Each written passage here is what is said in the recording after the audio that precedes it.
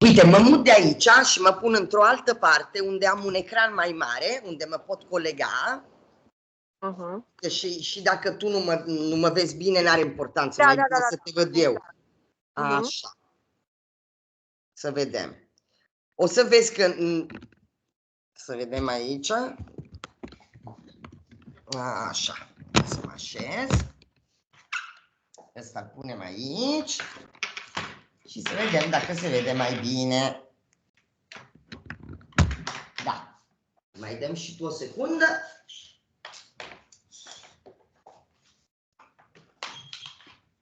Atâta.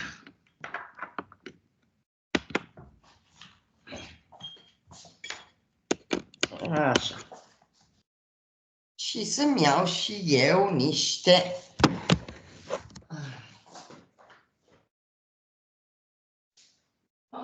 Atâta. Să vedem aici. Așa. Sunt aici. Mă vezi? Te văd. Bine. Așa. Să vedem ce se întâmplă. Acum e mai clar.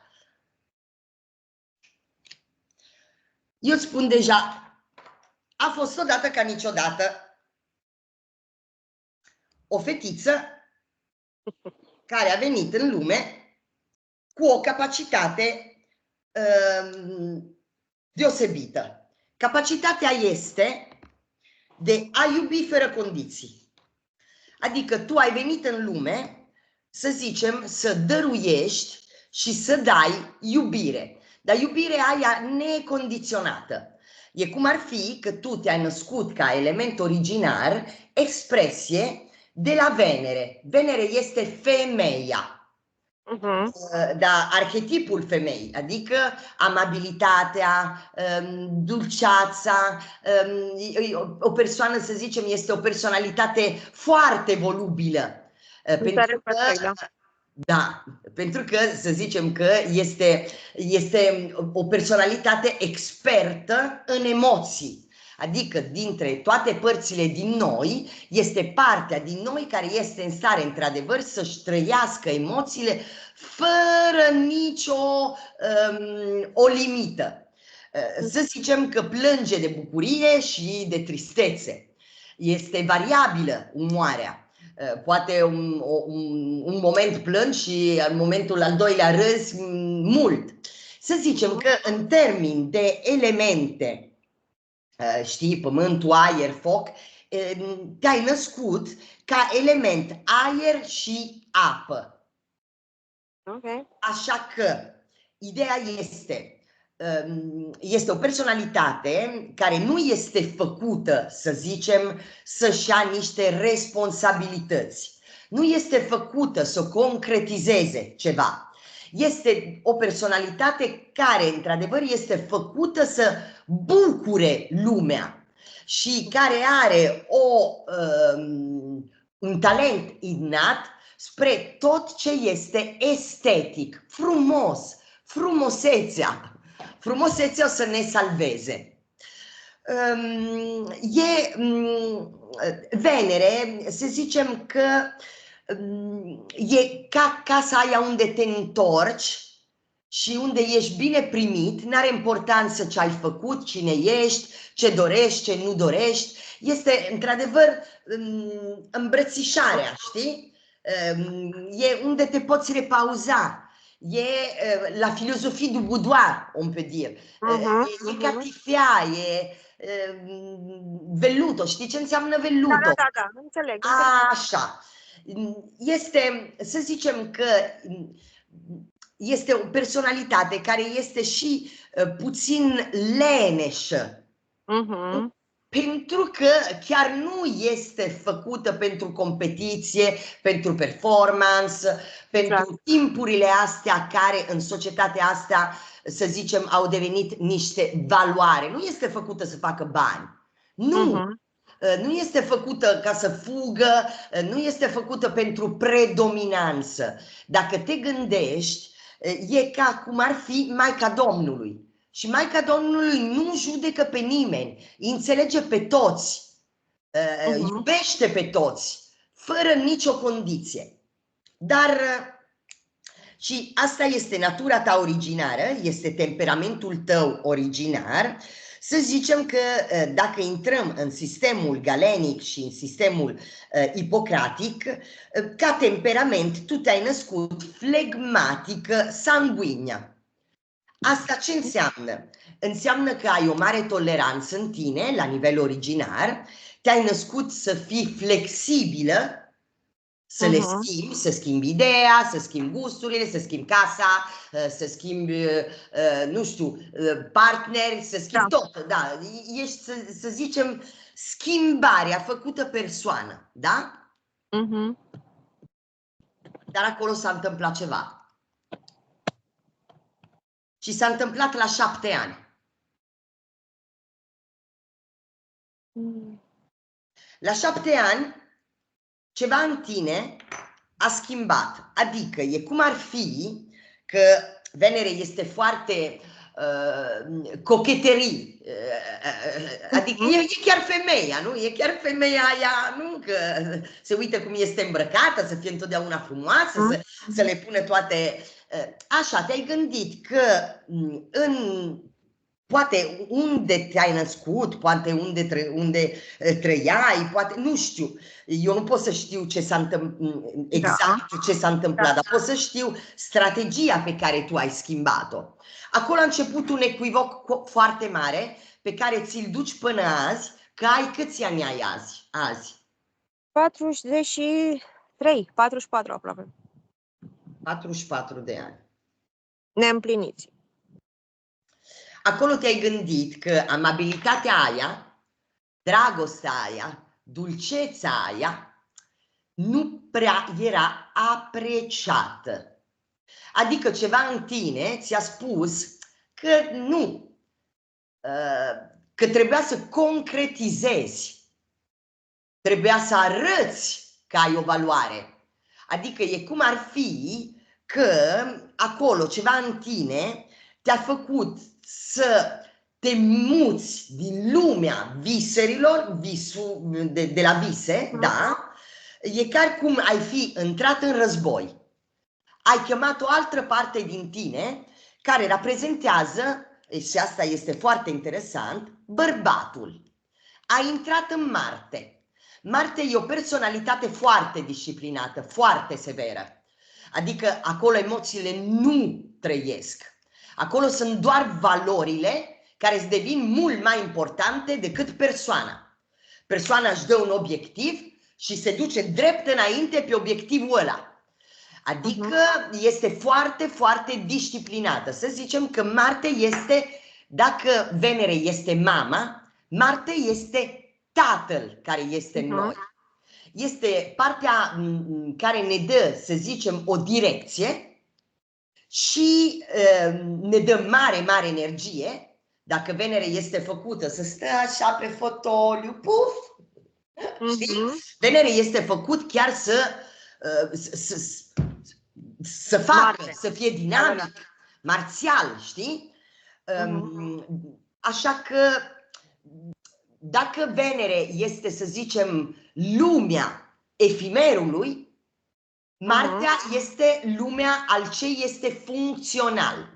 Da. Adică nu are importanță dacă este frumos, dacă se potrivește, important e să folosească la ceva. A început în tine și a durat până, eu îți spun deja, cred că a durat mult la tine. A durat până la vreo 27-28 de ani. Marte. Așa că acolo este că, e cum ar fi că ai căzut într-un echivoc. I-ai dat la societate și la ceilalți puterea să decidă dacă mergeai bine sau nu. Ai căzut în echivocul ăla pe care toți, să zicem, cădem, pentru că societatea și persoanele fac ceva care natura nu face. Adică ne spune că doar dacă suntem, avem, facem, merităm atenție, dragoste și să trăim. Asta natura nu-și permite. Natura te pune în lume și doar trebuie să respiri. În niciun caz o să te întrebe să demonstrezi Da. că îți meriți viața. În niciun caz. Acolo tu chiar ai căzut în equivocul ăsta. Te-ai gândit că amabilitatea pe care o aveai, în loc să fie o putere, era o slăbiciune. Și atunci ai trăit, să zicem, 20 de ani să demonstrezi că erai tare. Dar forța are nevoie să fie demonstrată. Puterea nu. Și fragilitatea aia pe care tu aveai, sensibilitatea aia pe care tu aveai, era chiar puterea ta, cea mai mare. Așa că acolo ai făcut un efort incredibil, ai reușit, ai ajuns să concretizezi, te-ai împlinit, te-ai realizat, ai făcut multe în viața ta. E cum ar fi că ai aruncat fustița și ți-ai pus pantalonii. Și ai devenit chiar un bărbat. Ai sacrificat, ai făcut o grămadă de compromisiuni, dar compromisiile astea au început să te compromită. Pentru că ai reușit, ai realizat ce ți-ai dorit, toate una după alta, dar ai început cum a funcționat, ai insistat cu strategia aia pe care la un moment dat a început să fie împotriva ta, pentru că era contra natura ta. Adică, da, ai integrat partea concretă, dar ai aruncat cealaltă. Trebuia să se ducă una lângă alta, să zicem, să fiu capabilă să fiu și fragilă și tare. Da. Nu sau fragilă sau tare. A început o parțialitate. Pentru că tu nu aveai alternativă să fii în modalitatea aia pe care tu ai devenit. Așa că acolo a venit furia. La început, pulsiunea a fost că nu era vina ta. Că era munca, că era partenerul, că erau prietenii. Ai dat responsabilitatea la ceilalți. Și te-ai înfuriat foarte, foarte tare. Te-ai supărat. Te-ai supărat foc. Și a început ideea de pedepseală. Pentru că ideea era că în timpul ăla tu te gândeai într-o modalitate dicotomică, binarie, pe care este sau alb sau negru. Sau frumos sau urât.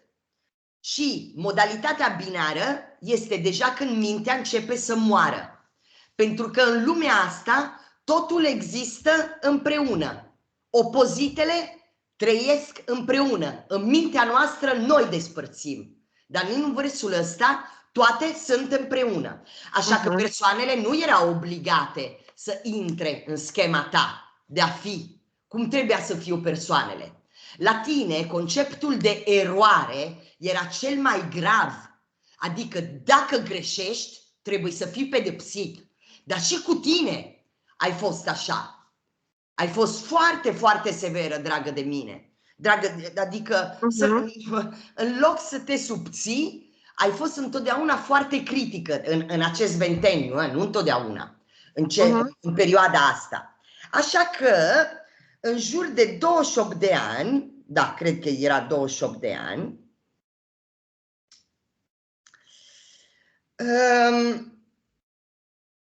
a venit la tine, poate ca compensație la furie, pentru că era că acolo ai început să arzi înăuntru, ai început chiar să fii, cum pot să spun, nu mai suportai.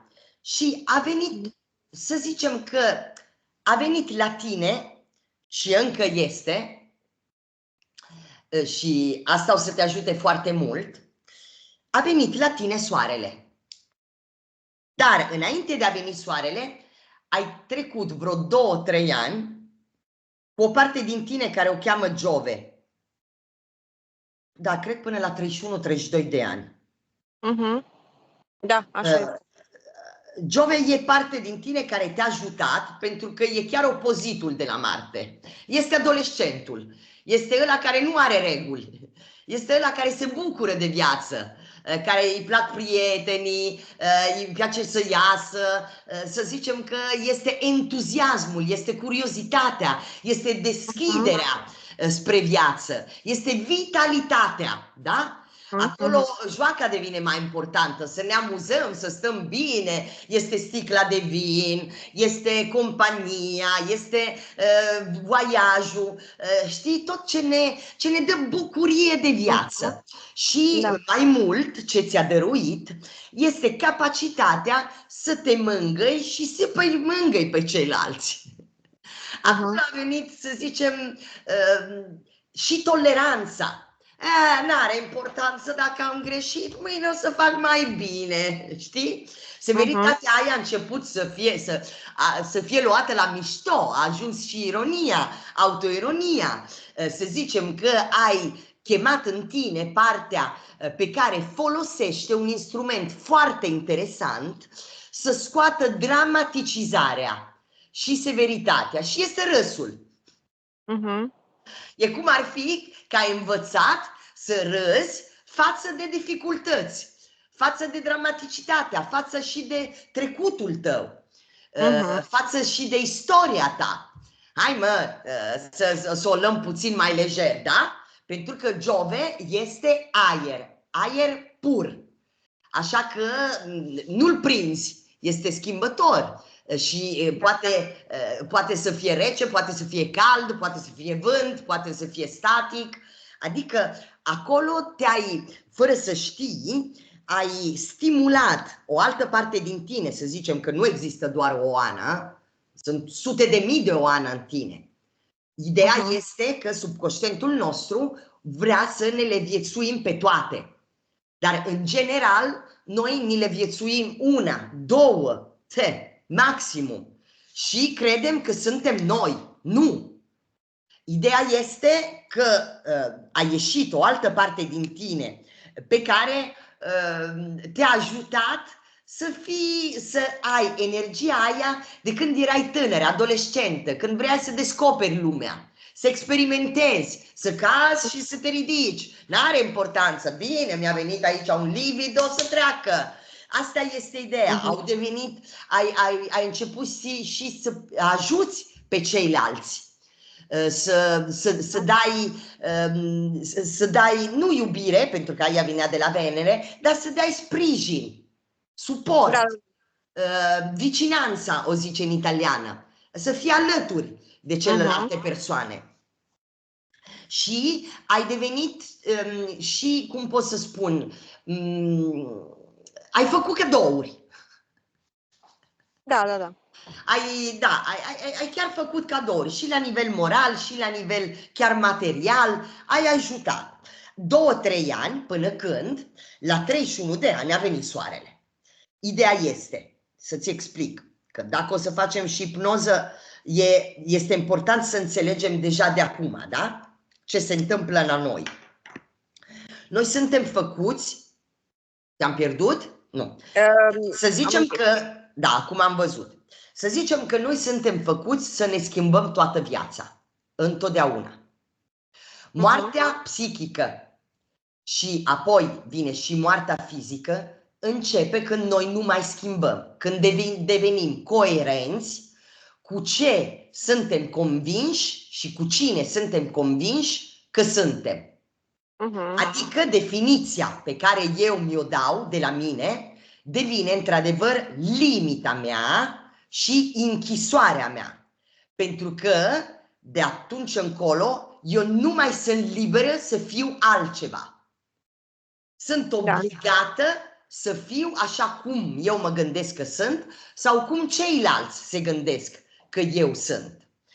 Ideea este că a venit la tine o parte pe care o să te ducă la stăpânia de tine, la echilibriu complet, la regina interioară. Ce înseamnă?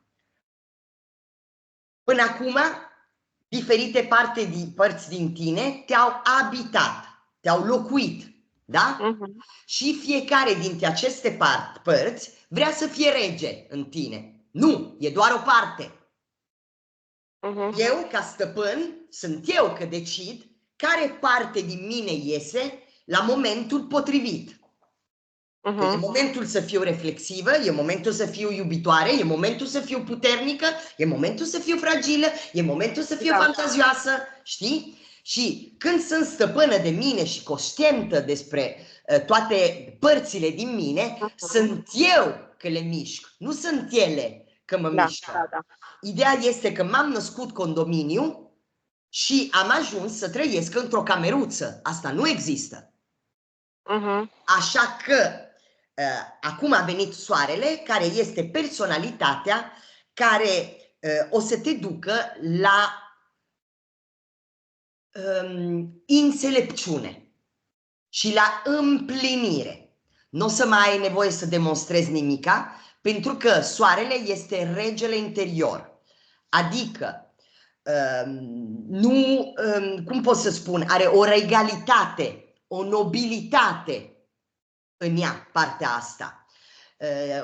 O să te conducă, să zicem, să ajungi la conștientizare de toate capacitățile pe care le ai, tot potențialul tău, știi? Nu o să mai aibă nevoie, cum pot să spun, regele îi înțelege pe ceilalți, îl înțelege poporul, dar poporul nu îl înțelege pe regele. Da? Asta este. este. Ce spui, adică, da. Acum începe, eu cred că câteodată te simți singură, pentru că nu găsești, să zicem, un interlocutor care stă la nivelul tău. Și ăsta este, să zicem, puțin destinul al regelui. Cred că a început și o cercetare despre tot ce îi permite la umanitatea asta să se dezvolteze și să evolueze. Arte, muzică, știi, literatură, să zicem, tot ce ne conduce mai sus, care ne dă înțelepciunea, știi? Da. Și culorile la tine au schimbat, după aceea îți spun de unde văd toate astea, da? Și privirea a schimbat și soarele este, încă mai e și o să te ducă spre calea ta. Ideea este că este o parte din tine care știe de ce ai venit în lume, care este desenul de viață, știi? Sensul existenței tale. Soarele ăsta o să te conducă pe viața pe care poartă numele tău, pe care se cheamă Oana. Pentru că prima parte din viață tu ai trăit, să zicem, alergând cu papuci de la altcineva. Și ți-ai pierdut centrul. Pentru că ai îmbrăcat, să zicem, regulile pe care ceilalți ți-o puneau. Aici devine capacitatea să pun eu regulile mele și ideea este că acum, încet cu încet, o să încep să cultivezi toate talentele pe care ți aparțin. Și o să viețuiești și toate contrastele care sunt în tine. Adică începe și partea de la ignotul și de la mister, de la necunoscut în tine, care este foarte, foarte precioasă. Pentru că până acum ai fost o persoană foarte pragmatică, foarte concretă, pozitivistă. Dar acum a început în tine o cautare, nu zic spirituală, dar a început să te gândești că poate este și ceva care nu se vede. 100%. Și a început cercetarea asta transcendentală, metafizică, e cum ar fi că a început o călătorie între conștient și subconștient, să zicem știință și conștiință, da, între legile fizice și legile spirituale, da? O să te conducă și mai mult la împlinire, asta este sigur, și o să te conducă spre aurul interior. Aurul interior aici este un proces alchemic în tine. Este chiar o revoluție, o transformare. Asta înseamnă că nu este forma că schimbă, este substanța, da? Aurul interior este persoana completă, într-adevăr. Romanii spuneau, știi, tu știi, se zice mente sana in corpore sano, nu? Dar sana înseamnă întreagă. Ok. Întreagă înseamnă toate părțile din tine, cele luminoase și cele obscure.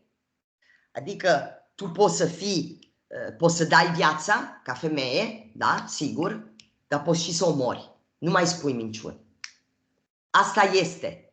Nu mai elimini, nu mai te îndepărtești despre ce tu te gândeai că era întuneric în tine. Acum începi să te deschizi și la ce înainte chiar refuzai de tine. Așa că acum începe o integrare foarte, foarte interesantă pe care o să te facă să experimentezi. E cum ai fi intrat într-un laboratoriu de sine, de unde o să ieși, într-adevăr, cu numele tău, omen nomen, pe calea ta, pe strada ta, pe direcția ta, pe misiunea ta. Eu îți spun acum de unde văd toate astea, da? Așa că, ca să te ajut, de unde văd că te-a născut Venere? Îl văd de la ochii tăi, o vezi pe asta? Da, da, da. Da? Când erai mică și încă mai ai, sigur aveai și asta, găurițe, aici. Da? Așa. Găurițe aici și aici. Venere, chiar cum este frumoasă și este dulce, este mai morbidă, mai mândră. Are o culoare, să zicem, rozată, așa cum o ai încă tu.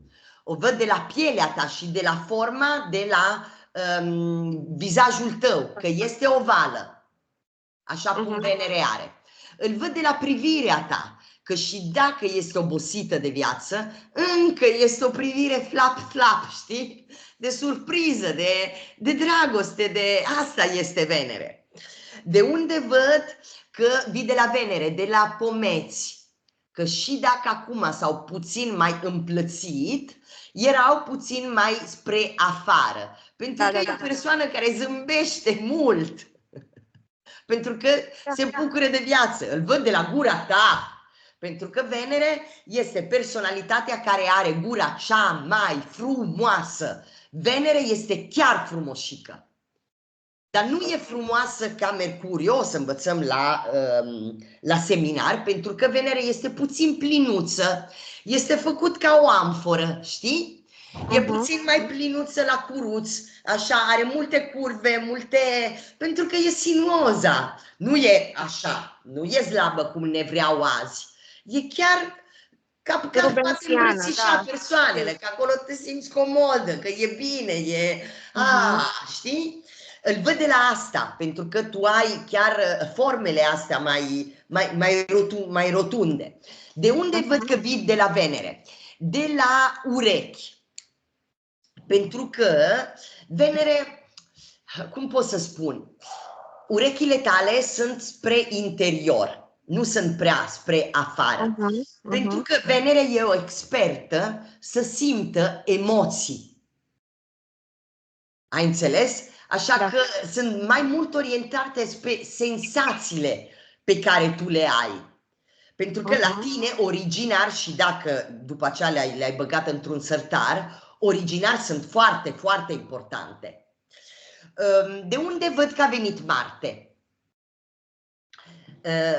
Îl văd chiar de la ochi. Pentru că normal, Venere are niște sprâncene foarte frumoase care se duc spre afară.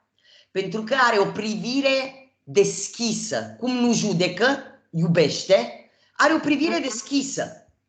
Nu sunt reguli la Venere. Totul este bine. A început, Marte e mai mult pe obiective. Da? Mult mai structurat. Așa că când noi ne concentrăm, când suntem focalizați, direcționați, ce facem?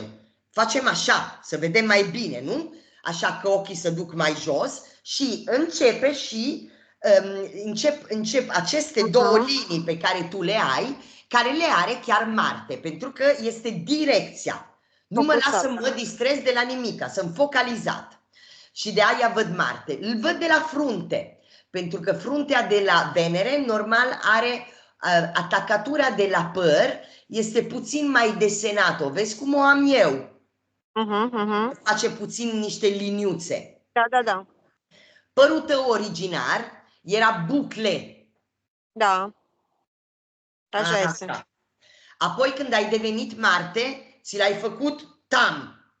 Exact. Așa. Și acum ți-l ții așa puțin cum este. Pentru că soarele este într-adevăr armonie. Nu este nici fake, are regulile lui. Așa că acum nu prea dai... Da, ai o...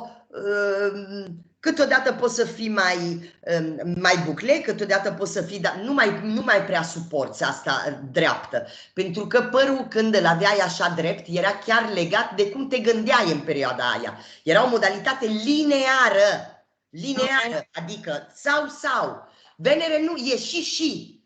Și Venere cum își schimbă ideea, are părul bucle natural, cel mai frumos.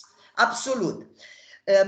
De unde văd că a venit Marte? Pentru că pielea a început să si seca. Știi ce înseamnă? Da. A devenit mai secă, și-a pierdut și a început să fie puțin mai pătrată. Îl văd și de la asta, de la mandibulă, că a început să se developeze, pentru că acolo este, să zicem, forța de voluntar. Eu strâng dinții. Mă duc înainte. Așa că mandibula devine mai puternică și gura, cum vezi, a început să se împlătească. Pentru că unul strânge gura. 1, 2, 3, 4, 5, 6 zile și gurița aia frumoasă de la Venere a început să devină mai plată. De unde văd că a venit Marte la tine? De la gât. Pentru că Venere are postura asta. Că tu încă nu o suporți.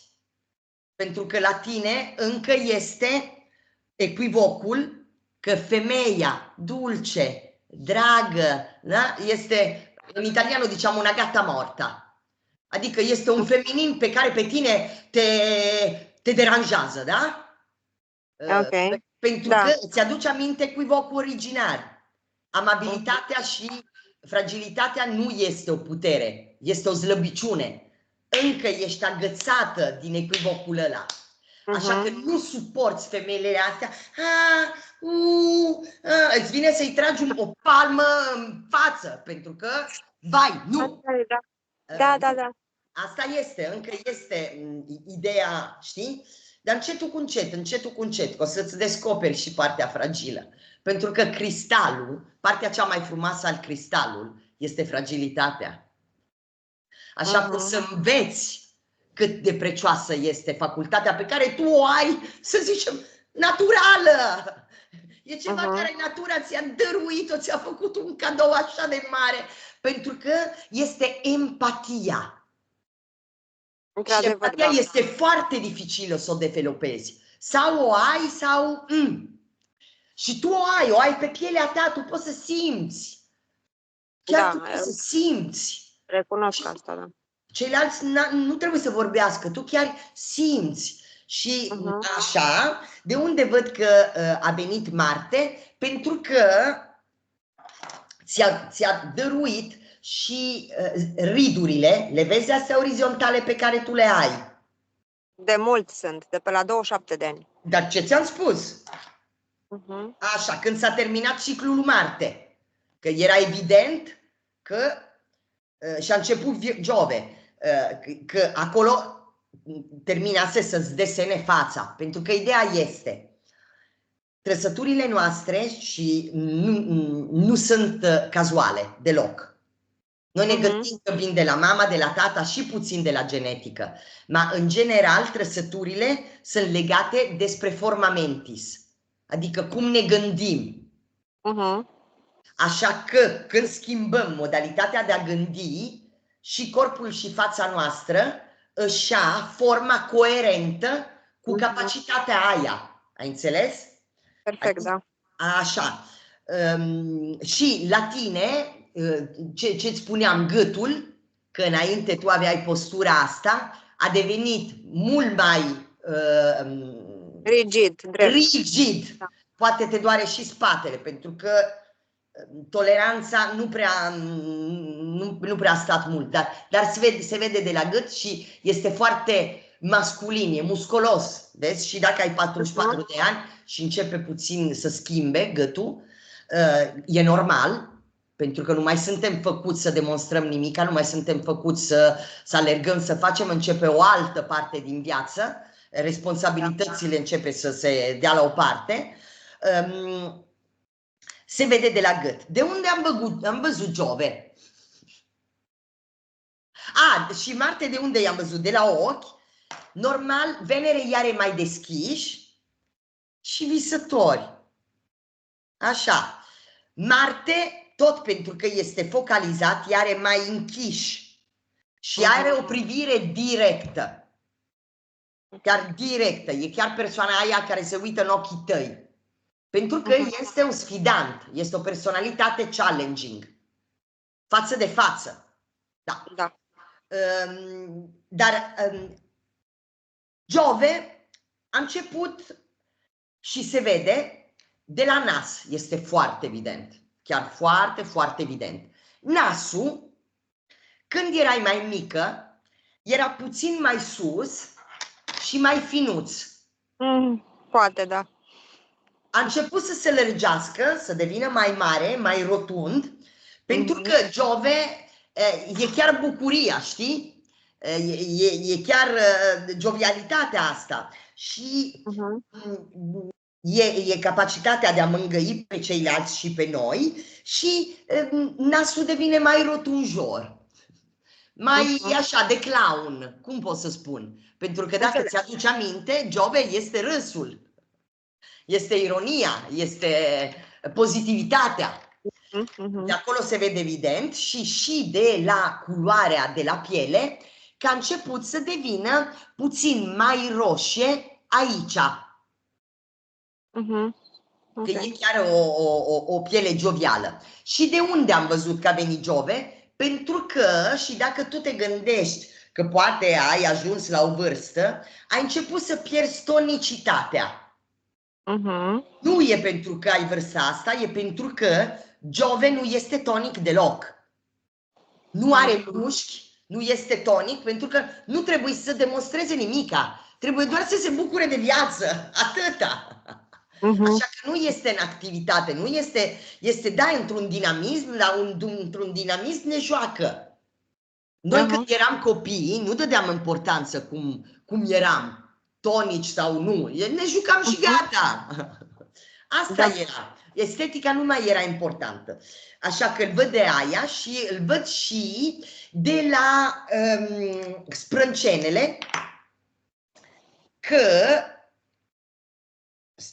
înainte erau așa foarte bine desenate. Acum și sunt desenate, dar nu-i nimic, totuși încă se poate vedea ce s-a întâmplat. Cu Marte s-au dus puțin mai jos, mai tari. Giove a început să le ducă mai sus, să le deschidă, să deschide privirea. Așa că s-au dus puțin mai sus și de acolo se vede. Și de unde văd că a venit soarele?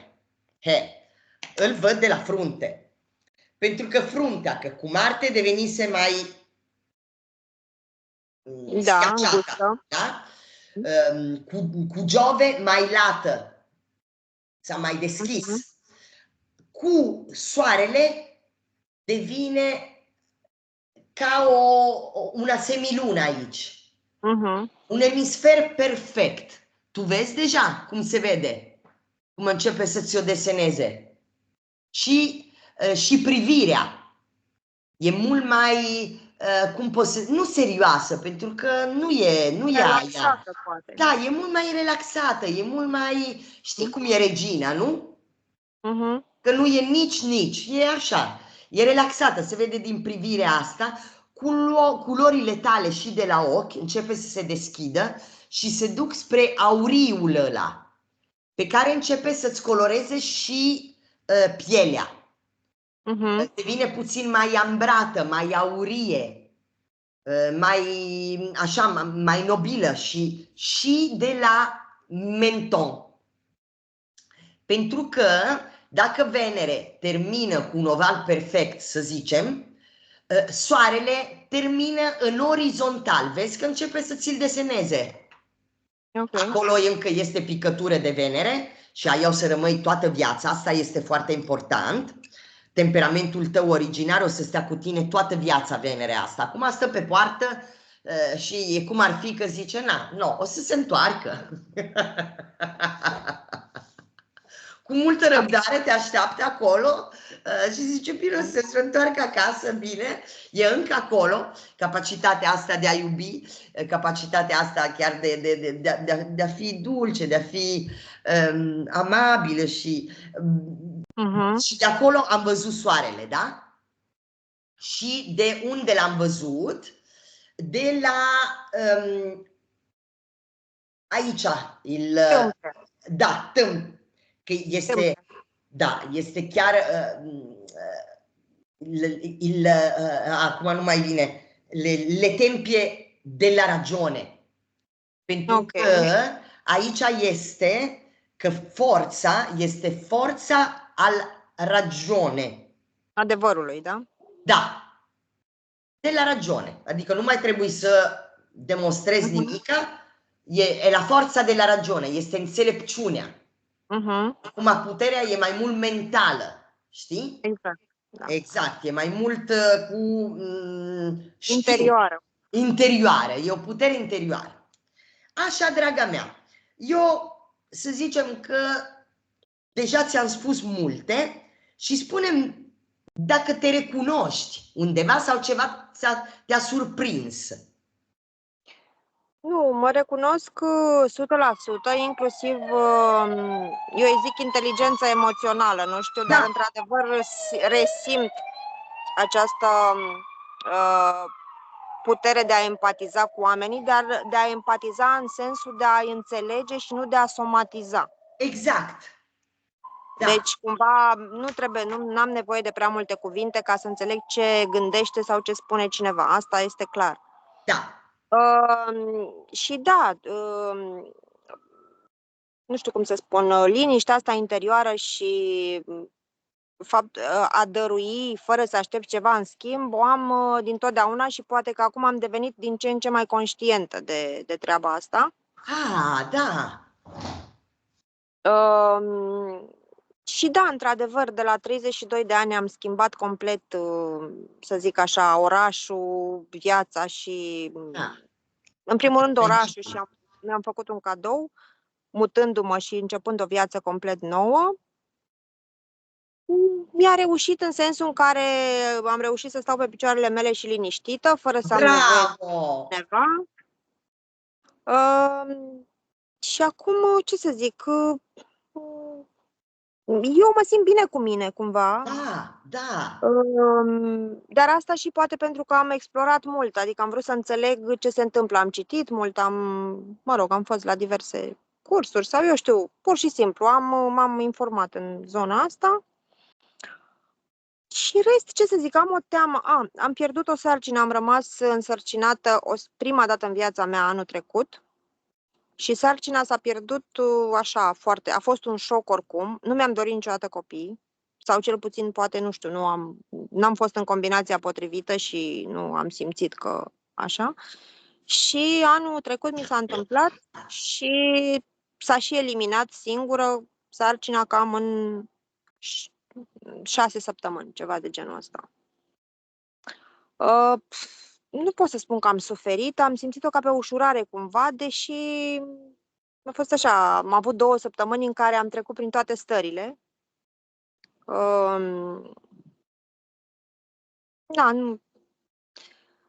Și ce mai am eu, ceva care cumva mă supără sau nu știu, nu e permanent, dar am totuși teama de a nu pierde Sau teama de a pierde oameni dragi. Prin moarte, mă refer. Am înțeles. Oameni dragi, da. Adică însemnând partenerul de viață și mama, cred că ei sunt... Bine, mai am și 2 surori, Doamne ferește, sigur că nu... Adică îmi doresc să ne bucurăm de viață împreună cât mai mult timp, dar am această teamă, nu știu dacă e transgenerațională sau e de la mine pur și simplu, sau nu știu de unde vine. N-am pierdut pe nimeni, adică cum să zic, n-am pierdut pe nimeni fizic prin moarte până acum 2 ani, când a murit tatăl meu și bunica mea, mă rog, și au mai murit și bunicii ceilalți acum 10 ani, dar cumva mi s-a părut firesc, adică am acceptat natura. Am acceptat, exact. Da, cam asta cred că ar fi teama pe care mi-o recunosc. Azi, am înțeles. Bă, deja cum ai spus tu, într-adevăr, ai explorat multe părți din tine. E ca cum ai fi făcut o călătorie în tine foarte intensă, ca să te cunoști mai bine, ca să... Da, mai am de călătorit, dar în mare așa... viața aia. Da. Deci, eu ce pot să spun este că, într-adevăr... Da, frica de a pierde cei dragi. Cred că cel mai teamă-mi este de partenerul meu de viață, cu care am o relație foarte frumoasă. Dar nu știu de ce am chestia asta așa. Și când eram mică, mi-amintesc că cred că o aveam și atunci vis-a-vis de mama. Vis-a-vis de mama, am înțeles. Cu asta e deja altceva, da? Bine, da. Da, asta este deja altceva. Adică aici este deja cum ar fi, că frica asta, cum pot să-ți spun? Îți spun asta ca să înțelegem mai bine. Lumea subconștientului e ca cum ar fi o lume resturnată, all'opposto. Normal, mintea noastră logică se gândește că când noi suntem rău sau avem o teamă sau avem niște frici sau suntem blocați, este o sursă, este o origine, este o cauză. Pentru că se gândește să zicem, în termeni de cauză-efect. Dar subconștientul nostru este o lume chiar opozită. Adică pentru subconștientul nostru, problemele nu au o cauză, au un scop, o finalitate. Adică frica asta pe care tu o ai vrea să te ducă undeva. Ai înțeles? Ok. Asta este ideea. Și asta este deja, să zicem, ceva pe care noi o putem munci cu hipnoza și pe care ne poate ajuta, să zicem, ceva care deja a început în tine. Și dacă manifestația nu este prea drăguță, pentru că frica de a pierde cineva te face să suferi. Înainte de vreme. Da, înainte de vreme, exact. Ideea este că întotdeauna problemele, când ajung, au o bună intenție. Așa că, da, asta este ideea. Cred foarte mult și în teoria, sau spune-i cum vrei, a faptului că nimic nu e întâmplător și tot ce ne vine cu un scop ca să ne învețe și așa. Doar că uneori e greu de acceptat. Când vine cu suferință, nu... Da. Se creează disconfort și sigur treci poate peste orice, dar rămân niște urme, na. Păi sigur, chiar e normal. Acolo este ideea, știi, cum pot să spun? Ideea este, vezi, că unul deja ar putea să... Dacă te gândești, aici vorbim în termeni logici, da? Dacă te gândești că poți pierde ceva, înseamnă că acolo e o credință că noi putem pierde ceva. Da. Știi? Așa. Ideea este că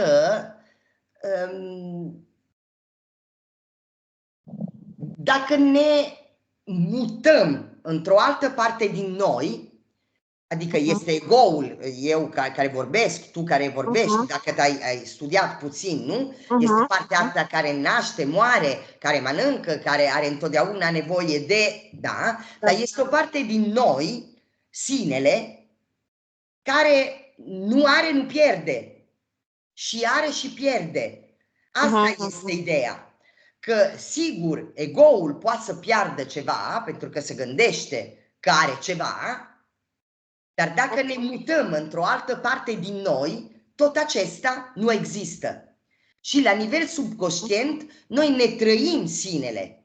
Așa că, când ne întoarcem în ego-ul nostru, nu mai este conceptul ăsta de a pierdere. Eu m-aș opri aici, pentru că ar trebui să facem, să zicem, niște experiențe. Deja pot să-ți spun că sunt mai multe modalități, într-adevăr, să o faci prietenă, frica asta de a pierde pe cineva. Pentru că, într-adevăr, este prietena ta cea mai bună. Pentru că vrea să înflorească o altă parte din tine. Da. Ok, spune-mi, te rog, în legătură cu cursurile tale, eu încă nu am apucat să studiez foarte tare. Uite, draga mea, eu pot să-ți trimit, acum o să-mi scrii e-mail-ul al tău, pot să-ți trimit care este site-ul meu și o să rămânem în legătură, pentru că eu am făcut acum, vin din București, acum în martie am făcut un seminar și cred că următorul o să-l fac în septembrie-octombrie. De morfofizionomie. Dar de fapt, care este structura? Este un fel de, cum să spun, un fel de, să spunem așa, un curs din care poți efectiv învăța niște chestii și, nu știu, trage niște concluzii tu în momentul în care te uiți la fețele oamenilor pentru tine? Da. Sau este mai mult un workshop? Asta nu știu. Este amândouă. Adică este un instrument pe care tu îl vai învăța și ți-l duci cu tine. Va deveni, cum pot să spun, o capacitate pe care tu o să ai toată viața. Acum vorbim despre morfofizionomie, pentru că eu fac mai multe seminare, da? Ăsta din morfofizionomie, să zicem că ne permite să învățăm cum, studiând, analizând formele de la față și de la corp, noi putem ajunge la temperamentul, caracterul și personalitatea și noastră și de la ceilalți. Și este foarte practic, nu este teoretic deloc, este foarte practic și ieși de acolo, într-adevăr, cu un sistem relațional. Pentru că apoi tu, ideea este că o să înțelegi de ce persoană se poartă așa, de ce se gândește în acea modalitate, de ce spune aia, știi? Și o să-ți permită și să nu mai ai deluzii, expectative, pentru că de multe ori noi întrebăm ceva la cine nu poate să ni le dă și este evident. Asta este. E ca cum ar fi că fiecare dintre noi este un instrument al naturei, cu caracteristici. Și caracteristicile nu sunt nici bune, nici rele. Sunt caracteristici. Atâta. Poate fi bune sau rele la momentul potrivit. Ne dă o cunoștință de noi nemaipomenită. Pentru că de multe ori noi, cum să zicem, intrăm într-o stare standard de a trăi și de ne-a trăi. Pe pilot automat, Da. Ideea este că de multe ori, de exemplu, eu m-am născut trandafir și continuu să mă tratez ca fi o pasifloră. Dar sunt un trandafir și sufăr. Păi sufăr că da, nu sunt pasifloră, sunt trandafir. Asta este. Ideea e că începem, într-adevăr, să trăim în armonie cu natura noastră aia adevărată. Și nu ne mai judecăm și nu mai judecăm pe ceilalți. Este o școală de toleranță incredibilă. Și în plus este un sistem de a intra în relații cu oricine instantane. Și Da. asta este într-adevăr o richeță, da? Da. Asta este. Bine, Sunt îți două mulțumesc zile, foarte mult. 2 zile jumate și în general îl țiu sâmbătă și duminica și luni. Dar acum ne ținem la curent, că și dacă Alina vrea să vină... Îți voi lăsa adresa de e-mail dacă Da, așa sigur, procedezi, să că-ți trimiți pe trimit și e-mail factura. informații Da. și rămânem în legătură. Mulțumesc, mă bucur că te-am cunoscut. Eu Ești îți exact mulțumesc. așa cum te-a descris Alina. Scuze-mă. Da, Da. draga de ea, mersi. Și ea este într-o călătorie. Și încă ceva. Spune cum procedezi cu remunerația, cu banii, pe Revolut? Da, o să-ți trimit un IBAN. Știi Ok, ce deci e nu ai IBAN? Revolut. Nu am Revolut, am un PayPal dacă vrei. Nu. Revolut ar fi mai simplu, dar, mă rog, cum crezi? Un transfer bancar și apoi eu să-ți trimit factura. Ok. Așa este. Ți le scriu amândouă pe e-mail. Da, ok. WhatsApp nu ți este mai ușor sau nu? Sigur. Ai numărul meu. Nu l-am, dar Scrieți-l. pot nota. Atunci, scrieți-l așa că acolo îmi trimiți și mail și eu îți scriu coordinate bancare. Atunci e 0039 da. 349 Da. 568 Da. 5746. 5746. Îți voi... Așteaptă că te-am pierdut.